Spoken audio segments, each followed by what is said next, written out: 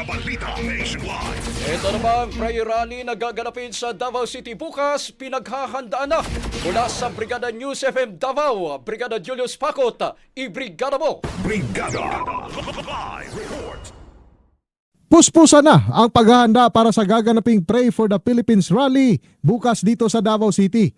Naabutan ng news team na nililinis ang Eagle Stage ng Rizal Park na magiging venue ng nasabing event. Limitado na rin ang mga sasakyan na makakapasok ngayong araw sa San Pedro Square. Inaasahang libo-libong mga tao ang dadalo sa nasabing prayer rally, kung saan isa sa mga highlights ay ang libreng pagpapakain ng 100 litsyong baka sa publiko.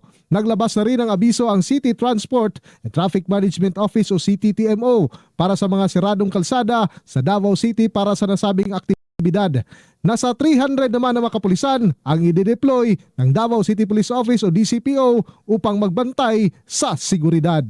In the heart of changing lives, ako si Brigada Julius Pacot para sa 93.1 Brigada News FM Davao, Tam Music and News Authority. Ang bahaging ito ay hatid sa atin ng Yummyvit ES2 Oral Drops. Simulang tuparin ang pangarap ng iyong anak. And stunting now,